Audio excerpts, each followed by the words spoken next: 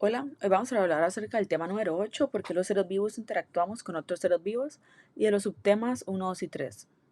Entonces, para iniciar con el subtema número 1, que analizar las principales conexiones entre individuos de la misma población y con poblaciones de especies diferentes, bueno, vamos a iniciar hablando de las relaciones simbióticas, que son una relación en donde una o ambas especies obtienen algún tipo de beneficio sin que la otra especie sufra algún tipo de daño. Entonces, la primera relación se llama mutualismo. Es una situación en donde ambos organismos son beneficiados por la interacción.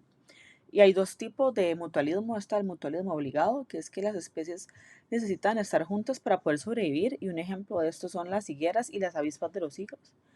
Y también está el mutualismo facultado, en donde las especies no necesitan estar juntas para sobrevivir. Y un ejemplo de esto son las plantas con semillas y los organismos polinizadores. También está el amensalismo, y es una situación en la que una especie afecta a la otra especie sin obtener ventaja de eso o sin afectarse a sí misma. Y un ejemplo de esto son los eucaliptos que acidifican el suelo y solubilizan los cationes tóxicos para otras plantas, ya que estos árboles no necesitan de estos cationes, pero afecta a las plantas que están a su alrededor. Siguiendo con el comensalismo, es una relación en la que una especie se ve beneficiada y la otra especie no se beneficia ni se afecta. Entonces hay tres tipos de comensalismo. Está la foresis, en donde un organismo utiliza a otro como medio de transporte. Después está la tanatocresis, en donde un organismo utiliza el cadáver o las partes de ese cadáver al morir. Entonces un ejemplo de esto son las conchas que utilizan los cangrejos. Y finalmente está el inquilismo, que es que un organismo se hospeda dentro o sobre otro organismo. Y finalmente tenemos el neutralismo. Es una situación en donde las especies no se afectan entre sí. Entonces un ejemplo de eso es una cebra y una jirafa. Viven en el mismo entorno y en el mismo ecosistema, pero se alimentan de diferentes recursos. Ahora, para hablar de otro tipo de relación, estas son las relaciones antagónicas, que son relaciones que suceden entre dos especies diferentes, pero una especie siempre es afectada. Entonces, iniciando con el parasitismo, sucede cuando un parásito consume una parte del otro organismo que se llama hospedador y le provoca daños. Además, van a atacar a pocos organismos al mismo tiempo, siempre va a ser usualmente a uno en específico. Entonces hay dos tipos. Está el ectoparasitismo, que sucede cuando el parásito se encuentra en el exterior del organismo. Un ejemplo de esto son los piojos, las pulgas o las garrapatas. Y el endoparasitismo sucede cuando el parásito vive en el interior del organismo. Y otros ejemplos de esto son las solitarias y las amebas. Además, otro tipo de relación es la depredación, que sucede cuando un organismo, que sería la presa, es consumido por otro organismo, que sería el depredador. Entonces hay dos tipos. Están los predadores verdaderos. Esos organismos es cuando el depredador ingiere a la presa, digamos, como un león cazando cebras. En cambio, los ramoneadores suceden cuando el depredador solo ingiere una parte de la presa, pero la deja viva. Entonces, un ejemplo de esto es que las sanguijuelas que chupan sangre utilizan un poco los recursos, digamos, de su presa, pero la presa no se va a morir por eso.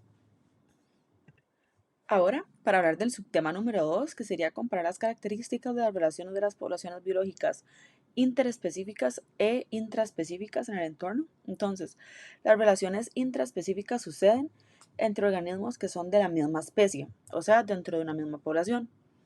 Entonces, hay varios tipos. Vamos a iniciar con las familiares. Esta es formada por organismos que son emparentados entre sí. Su función es de cuidar a las crías y también de la procreación. Entonces, hay varias asociaciones familiares. Tenemos la parenteral, que sería la relación de sus padres con sus descendencias. La matriarcal, que sería la madre con la descendencia. Y la filial, que son solo las descendencias. Después está la colonial, que es formada por organismos que se reparten las tareas y cada uno tiene una función. Entonces, estos provienen todos de un mismo progenitor. Un ejemplo de esto son los corales. También tenemos las gregarias, es formado por conjuntos de individuos que viven juntos por un periodo de tiempo. Y no tienen que ser necesariamente de la misma familia, pero usualmente son organismos que se encuentran en manadas. Un ejemplo de esto son las aves migratorias. Siguiendo, tenemos también una relación que se llama estatales y social, que es formado por un grupo de organismos en donde existe una jerarquización. Entonces, cada uno tiene una función, como por ejemplo las hormigas, o también las abejas, que hay una abeja reina y los demás también tienen otras funciones menores. También está la territorialidad, que es formada por organismos que se enfrentan y compiten entre sí por territorios, por hembras, por alimento, entre otros. Y puede suceder por medio de enfrentamientos directos, como los ciervos que se pelean, o puede suceder por estrategias como el marcaje por olor, por la feromonas, por vocalizaciones, también por bailes como los pájaros que realizan bailes, entre otros. Un ejemplo de eso también son los osos y los felinos que utilizan este tipo de estrategias. Y finalmente está el canibalismo que sucede cuando un individuo caza a otro individuo de la misma especie. Ahora, para hablar más bien de las relaciones interespecíficas, estas relaciones se establecen entre individuos de especies diferentes que conviven en una determinada área. Entonces, estas relaciones influyen en la distribución y abundancia de los organismos, ya que se pueden ver perjudicados, beneficiados o no afectados.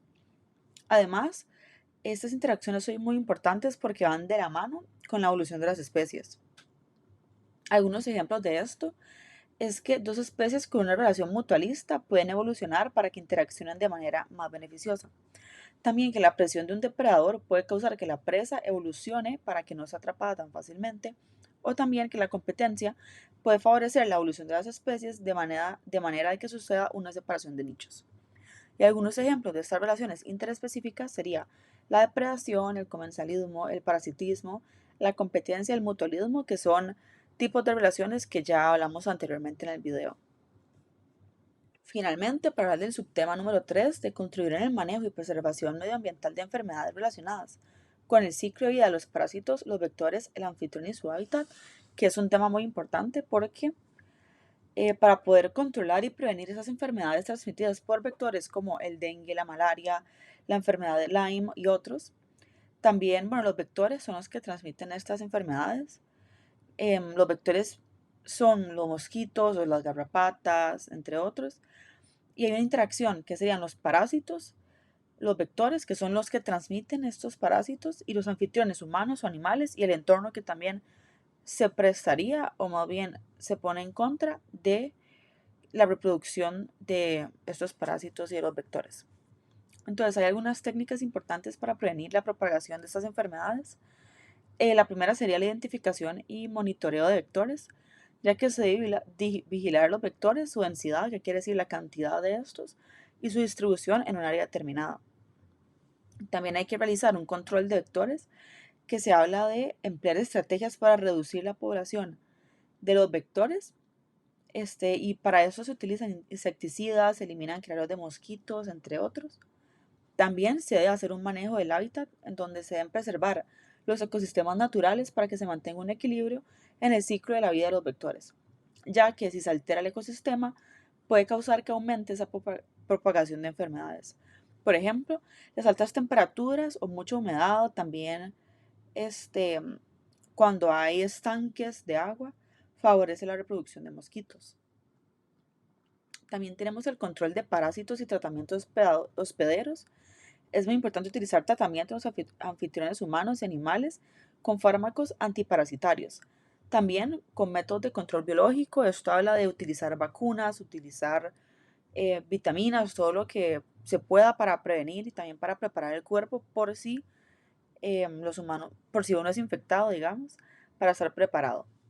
También la educación y la concienciación, ya que es fundamental informar a las personas sobre las enfermedades transmitidas por los vectores. Y también es muy importante informar sobre las técnicas de prevención para reducir la transmisión y prevenir brotes, para que las personas puedan realizar estos cambios en sus casas y en su día a día para poder disminuir, ¿verdad? Y finalmente, la investigación y desarrollo es muy importante para la investigación científica porque nos ayuda a comprender mejor estas enfermedades, también los ciclos de vida de los parásitos y los vectores. Entonces, con esta información se pueden emplear mejores estrategias de control, de prevención, también se pueden emplear mejores tratamientos para tratar esas enfermedades, entre otros. Además, es muy importante destacar que aquí en Costa Rica es muy común la transmisión de enfermedades como el dengue, el chikungunya y el Zika por medio de mosquitos infectados. Y por eso es muy esencial estar pendientes de estos posibles criaderos de mosquitos, de utilizar repelente de mosquitos y protección si estamos en lugares en donde hay mucha densidad de mosquitos. También estar siempre inyectados con las vacunas que combaten la enfermedad.